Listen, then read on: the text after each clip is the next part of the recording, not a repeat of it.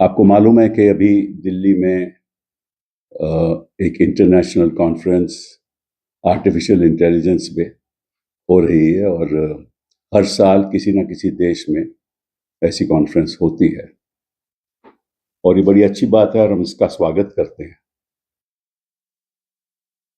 और इसमें दो चार चीज़ें जो कॉन्फ्रेंस में हुई उसके बारे में हम चर्चा करेंगे। पहले तो मैं समझता हूँ कि हिंदी डिक्शनरी में हमें एक एक नया शब्द मिल गया है। आपको मालूम है कि अंग्रेजी में बोलते हैं हरक्यूलियन ब्लंडर, और अब जो नया शब्द है दैट इज गलगोटियन ब्लंडर। मतलब कि गलगोटियन थंडर लीडिंग टू गलगोटियन ब्लंडर। अभी भी कमाल है कि गलगोटिया के स्टॉल में रोबोडॉग दिखाया गया। और सबसे हैरानगी की यह बात है कि हमारे जो आईटी मिनिस्टर साहब हैं अश्विनी वैष्णव जी, उन्होंने वही रोबोडॉग को ट्वीट में दिखाया कि देखिए हमारी कितनी उपलब्धि है। और फिर जब पता चला कि वो तो चीन का बनाया हुआ रोबोटिक डॉग है, तो तुरंत उन्होंने डिलीट कर दिया। तो अंग्रेजी में भी और हिंदी में भी एक नया शब्द आ गया। अब कहेंगे कि हम गलगोटियन प्रेजेंटेशन, गलगोटियन एग्जैजरेशन, गलगोटियन ब्लंडर। अंग्रेजी में भी यही होगा कि जब हम पार्लियामेंट में भी हम बोलेंगे तो निश्चित रूप से ये इस्तेमाल होगा, क्योंकि ऐसा ऐसा इंटरनेशनल कॉन्फ्रेंस में हमारी रेख देख में, देश की रेख देख में, सरकार की रेख देख में ऐसा हो तो हमें अच्छा नहीं लगा। इसका मतलब इन्होंने इतना भी नहीं ख्याल किया कि जो इनके स्टॉल्स हैं, जो अपने प्रोडक्ट्स दिखा रहे हैं, पहले उनकी जांच की जाए, निगरानी की जाए, पता किया जाए कि वाकई में वो सही है या गलत। तो ये तो सरकार की लापरवाही थी। हम कई चीजों पे निंदा कर सकते हैं कि आज के दिन लेकिन निंदा करने का वक्त नहीं है, क्योंकि मामला बड़ा संगीन है, बड़ा सीरियस है और इसके बारे में हम आपसे कुछ बातें चर्चा करेंगे। देखिए, पहली बात तो ये है कि आर्टिफिशियल इंटेलिजेंस है क्या और उससे उपलब्धि क्या होगी। मैं समझता हूं कि कई क्षेत्रों में हमें बहुत फायदा हो सकता है। कृषि के क्षेत्र में आज के दिन भी आर्टिफिशियल इंटेलिजेंस का इस्तेमाल हो रहा है, लेकिन आगे वाले दिनों में किसानों को ऐसी ऐसी जानकारी मिल सकती है जिससे अपना वो बचाव कर सकते हैं। पेस्टिसाइड्स के बारे में जानकारी मिल सकती है, मौसम कैसा होगा, कब बुआई होनी चाहिए, कब कटाई होनी चाहिए, कैसे होनी चाहिए। ये बहुत भारी उपलब्धि होगी और हमारा जो एग्रीकल्चर प्रोडक्शन है उसकी बहुत बहुत ज़्यादा आउटपुट हो सकती है। हम एक विश्व में हम एक एक्सपोर्टर बन सकते हैं। आज भी हैं, लेकिन राइस के तो है ही, बट बाकी भी हम एक्सपोर्ट कर सकते हैं। एक तो ये। दूसरा, इससे भी ज़्यादा फायदा हो सकता है, वो है एजुकेशन के क्षेत्र में, शिक्षा के क्षेत्र में। अभी हमें दूर स्कूलों में कुछ चंद बच्चे पढ़ते हैं, वहाँ अध्यापक भेजना पड़ता है, अध्यापक आते नहीं हैं। तो अब हमें एक एआई ट्यूटर मिलेगा।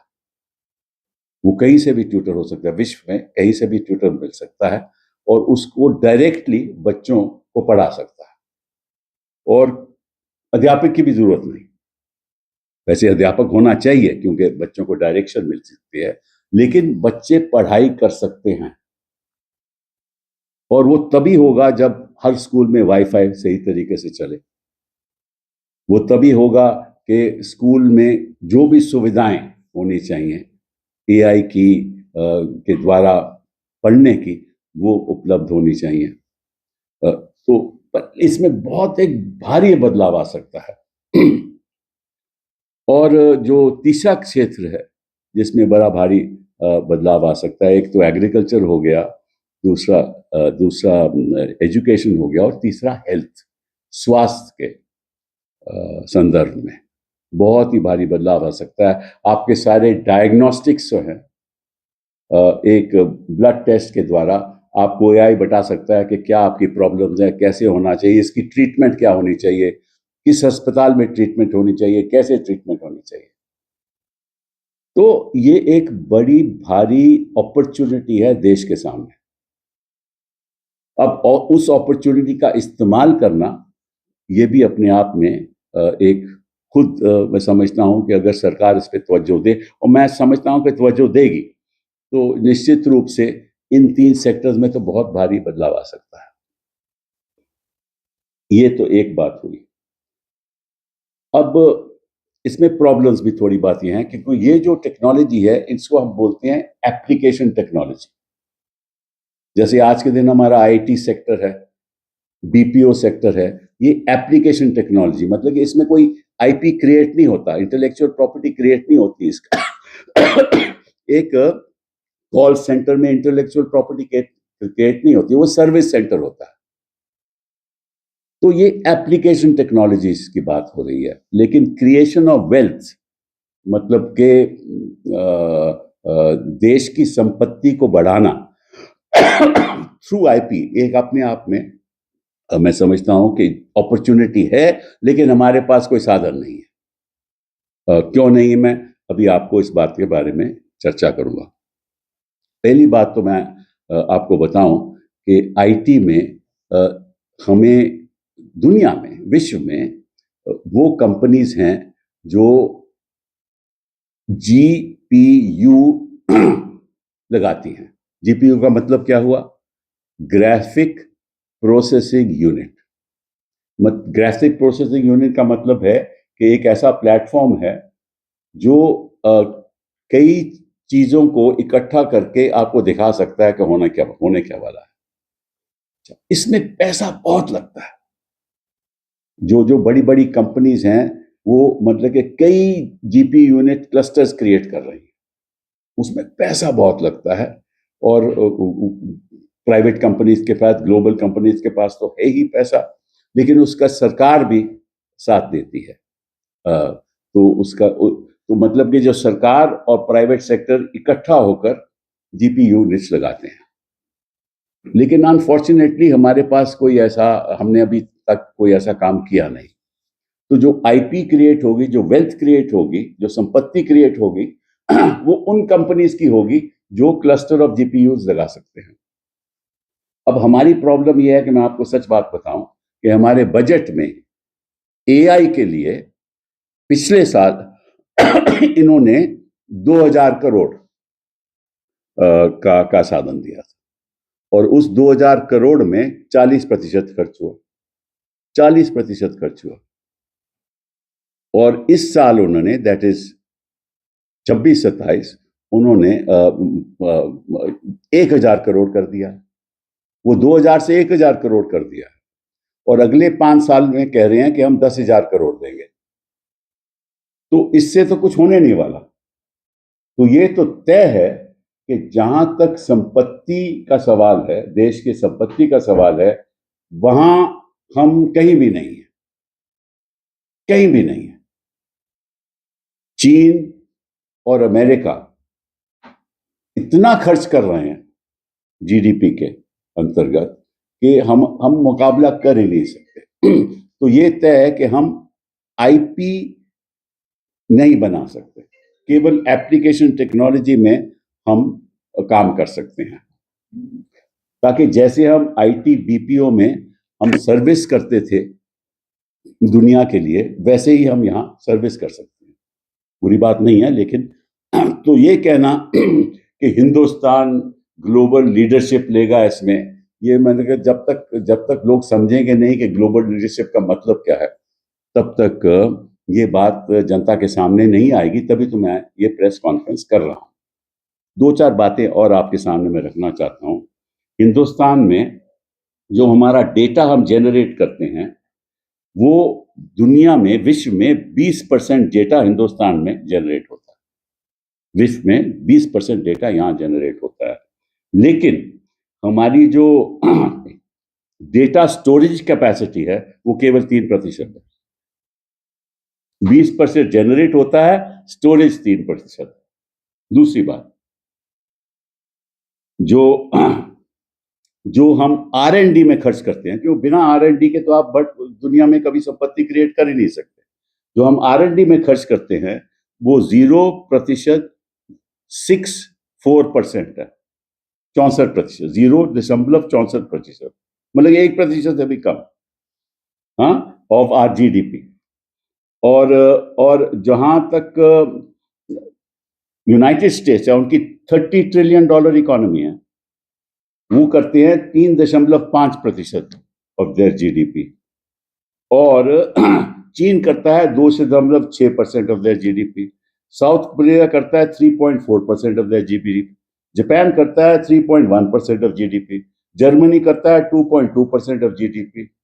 तो अगर, और हम करते हैं 0.64%, तो मुकाबला तो है ही नहीं ना, जब तक हम R&D नहीं करेंगे। और ये बात मैं पिछले 10-12 साल से कह रहा हूं कि हिंदुस्तान का इन्वेस्टमेंट, निवेश R&D में लगभग कुछ भी नहीं है। तो अगर निवेश नहीं करोगे R&D में तो संपत्ति कैसे पैदा होगी? देश के आप AI लीडर बनोगे कैसे? ये दूसरी बात आपके सामने कहना चाहता हूं। फिर जहां तक हिंदुस्तान का सवाल है, India contributes less than 2% of global computing infrastructure. मतलब कि 2% से कम ग्लोबल इंफ्रास्ट्रक्चर में हिंदुस्तान का भागीदारी है। तो हम कहां लीडर बनेंगे? तीसरी बात, हमारा जो शिक्षा के क्षेत्र में, मैं हमेशा ये कहता हूं कि भारत विकसित तब होगा जब भारत शिक्षित होगा। विकसित कैसे होगा जब शिक्षित नहीं होगा? तो शिक्षा के संदर्भ में हमारा जो कभी 6% ऑफ GDP आया हुआ है, तो आज भी स्कूलों के बच्चों की जो अंडरस्टैंडिंग है, वो उस पे हमें दुख लगता है। कहीं अध्यापक नहीं है, कहीं पढ़ाई ठीक नहीं है। और अमेरिका क्यों सबसे आगे है, चीन क्यों सबसे आगे है? क्योंकि वहां जो पढ़ाई की क्वालिटी है वो उच्च स्तर की है। यहाँ जो अमीर लोग हैं, जो ऐसे लोग हैं जिनके पास संपत्ति है, उनके बच्चे तो ठीक ठाक रहते हैं। और वही लोग जो थोड़ा बहुत GDP में हिस्सादारी लेते हैं, वो वही लोग हैं। लेकिन जो 80 करोड़ हमारे लोग हैं, जिनके बच्चे गरीब हैं, जिनके पास कोई साधन नहीं है, उनकी बच्चों की पढ़ाई का क्या होगा? तो आपने उस पर तवज्जो नहीं दी, आपने R&D पे तवज्जो नहीं दी, आपने शिक्षा में तवज्जो नहीं दी। और उसका रिजल्ट ये है कि हमारे बच्चे भी शिक्षित नहीं हैं, फिर हम विकसित भारत की बात करते रहते हैं। तीसरी बात जो मैं आपके साथ बताना चाहता हूं कि हिंदुस्तान में सारे ग्लोबल लीडर आए। मैं ग्लोबल लीडर मैं कह रहा हूं जो कंपनीज के ग्लोबल लीडर। वैसे तो फ्रांस के प्रेसिडेंट साहब आए, ब्राजील के प्रेसिडेंट लूला साहब आए, और एस्टोनिया के प्रेसिडेंट आए, इतने ही आए। पर जहां तक ग्लोबल लीडर हैं, सबको इंटरेस्ट है इंडिया में, क्योंकि उनको मालूम है कि जैसे IT BPO में हम सबसे आगे थे, तो सर्विस तो यहीं से ही होगी ना, क्योंकि सबसे लिटरेट पॉपुलेशन नंबर 2 पे विश्व में हिंदुस्तान में है। वही जो 250 मिलियन जो लोग हैं, मतलब 25 करोड़ लोग ना। सुंदर पिचाई यहाँ आए, एंथ्रोपिक के CEO आए, क्रिस्टियानो एमोन क्वालकॉम के CPO आए, सैम ऑल्टम AI ओपन AI के आए, CEO ओपन AI के आए, ब्रैड स्मिथ आए, सभी आए। सभी को बड़ा इंटरेस्ट है और सभी चाहते हैं कि हिंदुस्तान हिस्सेदारी करे। लेकिन उनको मालूम है कि हिस्सेदारी क्रिएशन ऑफ वेल्थ में तो हो नहीं सकती। तो वो चाहते हैं कि हमारे लोग जैसे IT और BPO चलाते थे, वैसे ये भी चलाएं, ताकि हम सर्विस इंडस्ट्री बन सके। ठीक है, इसलिए उनको इंटरेस्ट भी है, वो बुरी बात भी नहीं है, लेकिन उसमें भी हम डेवलप करेंगे अभी। अच्छा, ये तो बात हो गई एक। अब इसका नतीजा क्या होगा एआई का? अब दूसरी बात आपको समझाना चाहता हूँ, एआई का नतीजा क्या होगा। एआई जब आएगी तो आईटीओ और बीपीओ सब खत्म हो जाएंगे। हमारी जो वर्क फोर्स है, मतलब कि जो हमारे लोग जो काम करते हैं कृषि के क्षेत्र में, वर्क फोर्स लगभग 45% से 50%, और जो ये सर्विस सेक्टर में है वो 30%, और बाकी कृषि, बाकी दूसरे सेक्टर्स में, मैन्युफैक्चरिंग में। तो आईपीओ तो आईटी और बीपीओ तो खत्म हो जाएगा, उनकी जरूरत ही नहीं पड़ेगी, क्योंकि वो तो एआई आ जाएगा। तो कितने जो हमारे रोजगार है, बहुत नुकसान होगा, बहुत ही नुकसान होगा। मतलब कि जहां रोजगार है वही नुकसान होगा, क्योंकि रोजगार ज्यादा तो सेल्फ एम्प्लॉयड है एग्रीकल्चर सेक्टर में, कृषि के क्षेत्र में, और मैन्युफैक्चर में ज्यादा रोजगार है नहीं।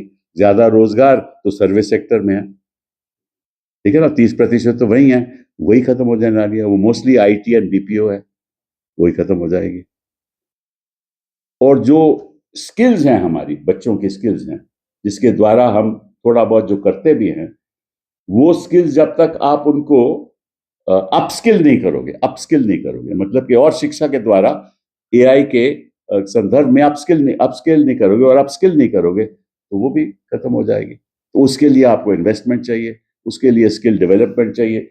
वो भी आप लोगों ने, इस सरकार ने उसका ज्यादा ध्यान नहीं दिया। तो ये एक बहुत ही सीरियस बात है।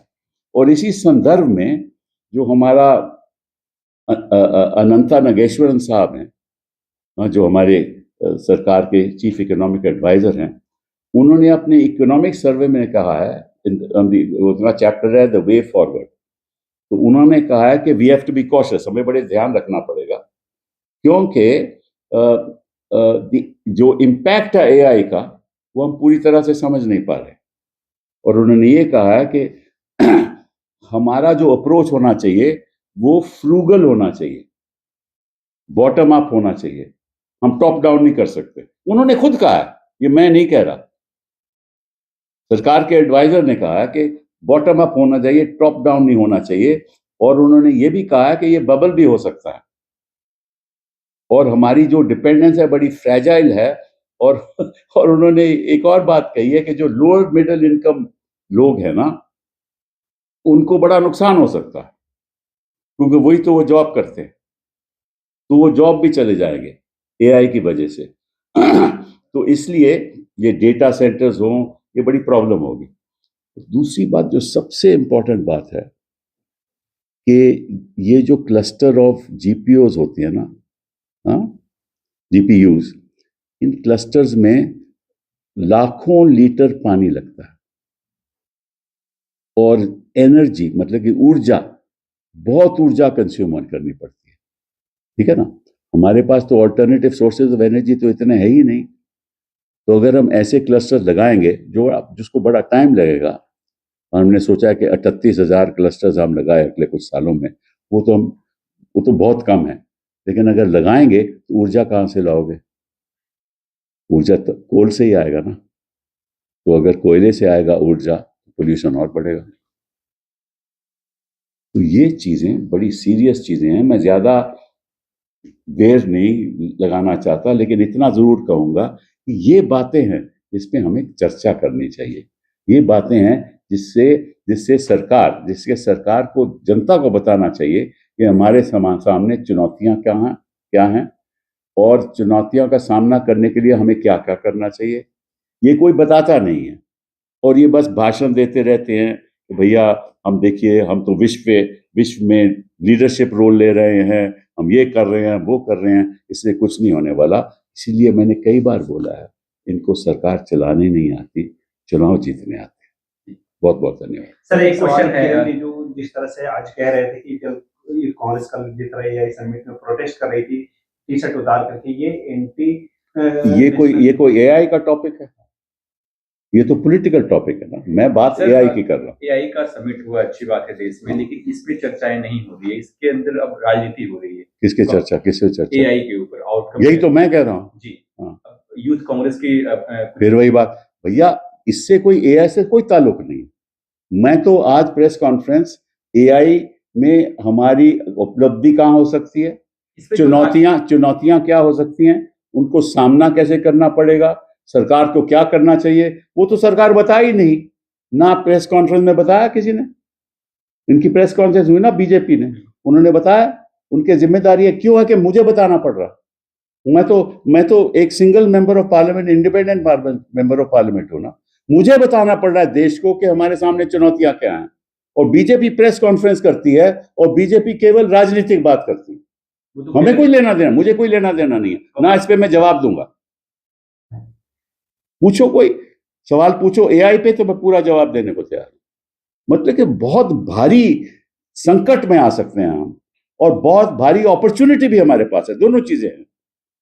और अगर आप चुनाव पे ही अपनी सारी जो कंसंट्रेशन है, कैसे चुनाव जीतना है, कैसे इलेक्शन कमीशन को अपने साथ करना है, अगर उसमें ही सारी एनर्जी लगा लोगे तो एआई की एनर्जी नहीं आप ले सकते। ये बात है। कांग्रेस ने थोड़ा क्रिटिसाइज किया, पूरे देश भर में प्रदर्शन हो रहे हैं, राहुल गांधी और कांग्रेस पार्टी को एंटी नेशनल बोला जा रहा है। मैंने आपसे क्या बोला हुई कि मैं प्रेस कॉन्फ्रेंस एआई पे कर रहा हूं ना। मैंने तो सर इसकी चर्चाएं सरकार चर्चा एआई की चर्चा नहीं हो रही। सरकार 1 सेकंड, एआई की चर्चा नहीं हो रही इसमें। इसी एआई इंटरनेशनल कॉन्फ्रेंस में 4 दिन चल रही है ना, तो 4 दिन तो कोई प्रोटेस्ट नहीं हो रहा था, तो एआई की चर्चा हो रही है ना, उसके बारे में सवाल क्यों नहीं पूछते आप? मैं आपसे पूछना चाहता हूं, अभी वहां इंडियन एक्सप्रेस अड्डा में ओपन एआई ने सैम ऑल्टनर में बड़ा भाषण दिया, बहुत बड़ा अच्छा भाषण है। आपने एक सवाल नहीं पूछा मुझसे, तो आपको कोई इंटरेस्ट नहीं है एआई का? आप तो पत्रकार हो ना। हाँ, तो सब्जेक्ट मैटर तो एआई है, सब्जेक्ट मैटर को प्रोटेस्ट नहीं है, ना मेरी प्रेस कॉन्फ्रेंस का सब्जेक्ट मैटर। ठीक है, बहुत बहुत धन्यवाद। और सर, अमेरिकन जो अपेक्स कोर्ट है, ट्रंप के टैरिफ पे स्ट्राइक किया है, उसको कैसे देखते हैं? फिर वही बात, अरे भैया, ट्रंप ने डील करना है, नहीं डील करना, हिंदुस्तान कैसे डील करेगा, कैसे नहीं डील करेगा, ठीक है ना, तो ये राजनीतिक बातें हैं। मैं बात कर रहा हूं आपकी आर्टिफिशियल इंटेलिजेंस की, देश को ये अवगत कराने की कि इसमें हमारे सामने अपॉर्चुनिटीज क्या हैं और चुनौतियां क्या हैं, और उस पर देखो, देश को आगे बढ़ना है, ठीक है ना, देश को आगे बढ़ना है ना। आपके बच्चों को अच्छी शिक्षा मिले जी, हाँ, अच्छे स्किल्स मिले, ये जिम्मेदारी है ना, देश की जिम्मेदारी है ना। उसके बारे में चर्चा करो यार, देश की बात करो। ये उसने नहीं किया, ट्रंप ने ऐसे किया, ट्रंप ने पहले कह दिया, इन्होंने मान लिया, ट्रंप ने अनाउंस कर दिया, ये तो राजनीतिक बातें हैं। अब इसका क्या होगा, कैसे नहीं होगा, फिर उस पर हम किसी और दिन पॉलिटिक्स पे आपसे बात करेंगे, ऐसी कोई प्रॉब्लम नहीं। बहुत बहुत